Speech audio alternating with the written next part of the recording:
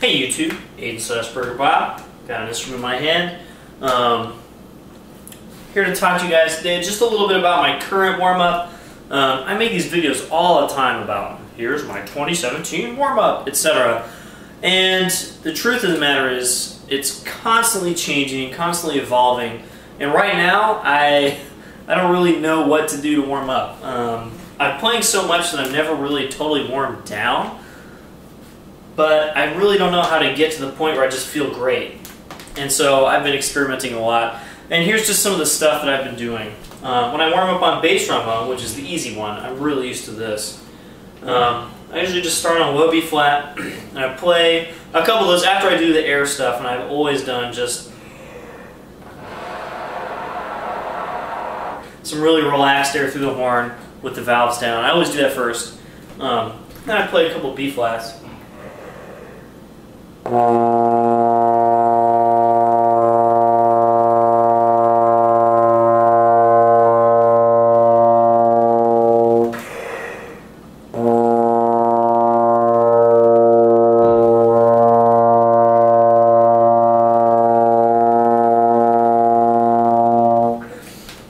Really just going for simplicity. It's really easy to get into my own head and kind of go, oh, I need to make this stuff happen with my chops. I need to use this amount of air. No. I'm trying to keep it simple. The kiss roll. Keep it simple, stupid. Just play. And that's really what I try to do. Even during one of those notes, I started to kind of go, I should do some stuff weird stuff with my face. No. I just want to sound really good and feel good. My 50B2 makes that really easy. This thing is just so easy to play. It's so easy to just like not even really think about. I like this one a lot. And my dynamic right now is pretty low. I'm just kind of letting the air fall out with no extra effort. And that's how I try and keep it for all of this. And now I'll probably do some stuff going just a little lower.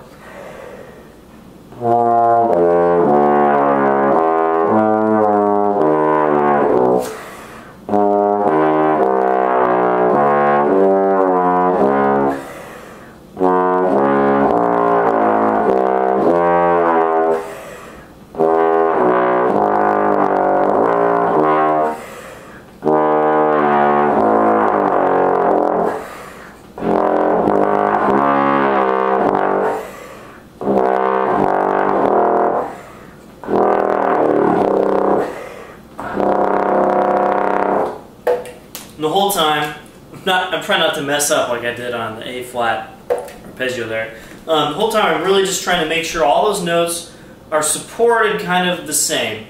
The air does have to change every time I go down, and then there's a little less as I come back up. But I'm not just playing them all the same airflow. If I do that,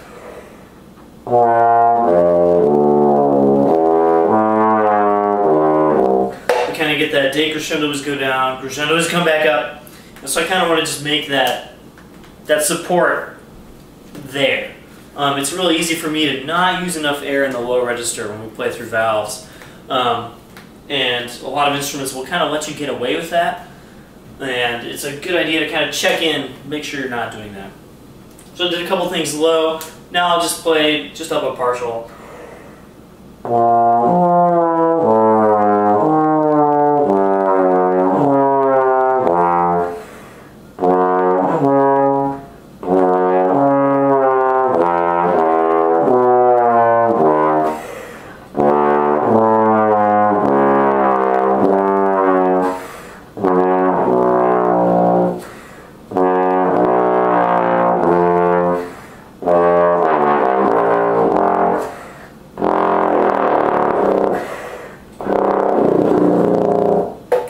And I just put that slur up to the third partial. There we go. Second to third, third to second, second to third, etc. Really just trying to make this feel easy. You can kind of hear a couple times I stop supporting the second partial the way I want to, and I'm holding back on my air. It's really easy for me to do that and start to get kind of that wavery sound. Not very good. And a couple of those were not clean, like the G flat to D flat in fifth position. Is one of my worst ones. My worst two notes for that is low D and low A.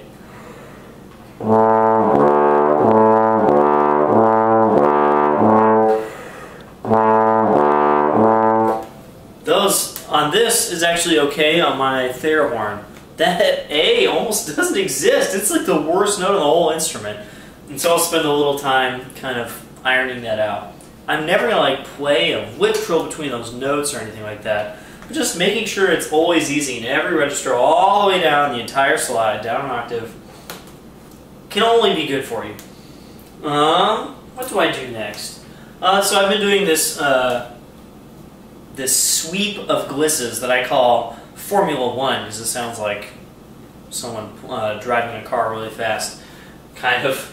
And I didn't make this up or anything. I picked this up from somebody warming up at an audition. They were doing it, and I was like, I like that. I'm going to steal that. This is one of those Siler things, like I hear someone do something, I'm going to take that. I don't even know where it's from. I don't really know why they do it, but I know why I do it. It feels really good. And basically you just go 6 to first, first to 6, 6 to first, first to 6, just changing partials, changing valves and stuff. And I'll start on, let's see if I can start on, I'm just going to start on D below the staff, just to make it easy for now.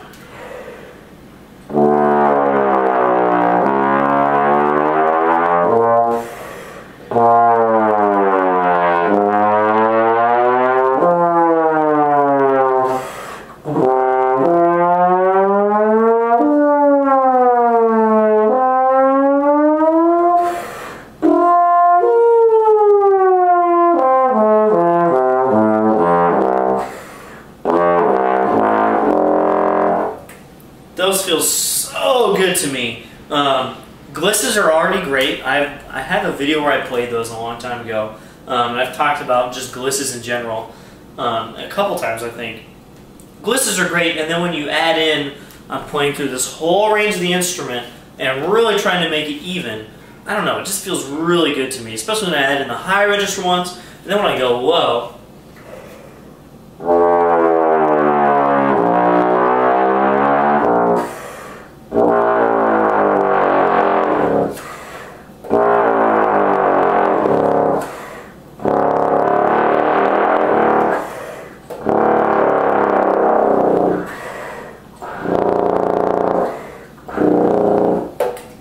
Low glisses on this, and the pedal register are not super easy, and I don't get the sound that I really like to have in that register just because of the rotor valves, but it's still really good practice, and it still does feel really good to do that, and it tells you instantly, are you using enough air, especially when you're doing stuff like,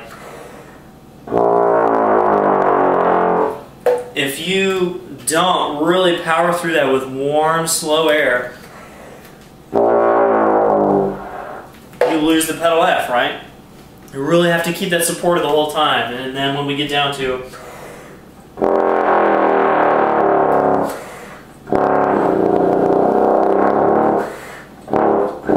when you're connecting like the D flat to double pedal B flat, yeah, that's a hard range to really connect. Those are just great, and those are a great thing for me. Yeah, maybe for you too. And then I might do some stuff through the valves.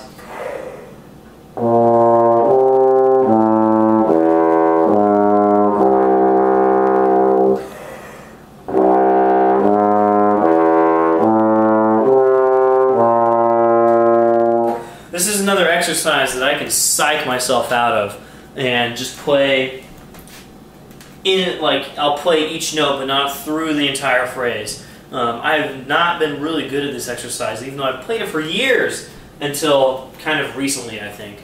And it's a really good one. Even that time playing that, I was not very good. Let's try a half step down.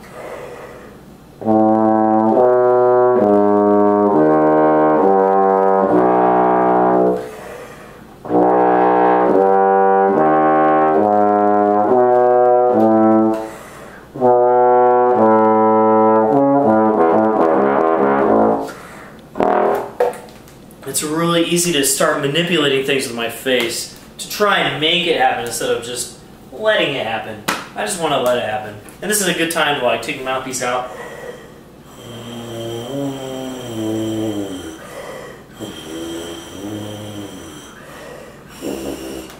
just kind of try and connect everything with the mouthpiece. I won't be able to do it all in one breath like I can on the trombone, but it feels really good.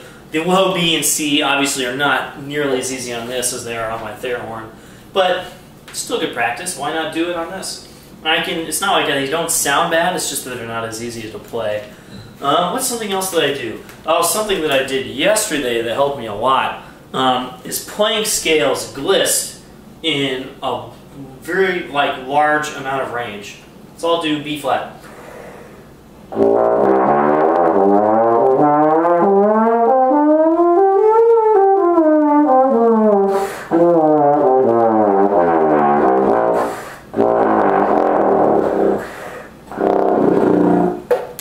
So playing almost as much range as I can on one scale. And I probably should start that on double pedal B flat to see if I can connect all 4 octaves of those B flats. Just to connect everything. Even that time, I feel like I was stressing a little bit for the high B flat. So I'll start on high B flat.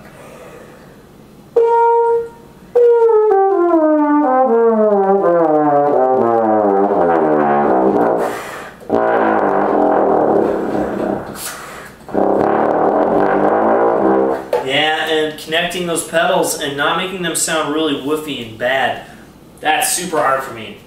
And obviously is not happening.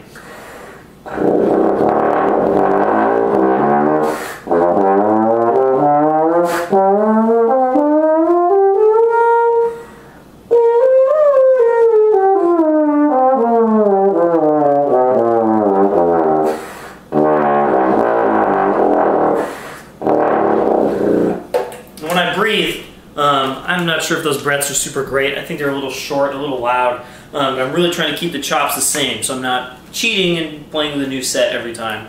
I'm pretty good at that now compared to at any time in my past, but I can still cheat and make that a little too easy. That's something that feels really good for me. Connecting all the ranges, just glissed, no articulation, nothing extra.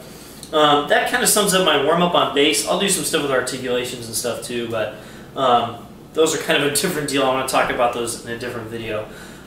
Hey guys, if you have ideas for videos, let me know. I have a whole list of things I want to do, but you know, maybe they're not what you guys want to hear, so let me know. See you guys next time.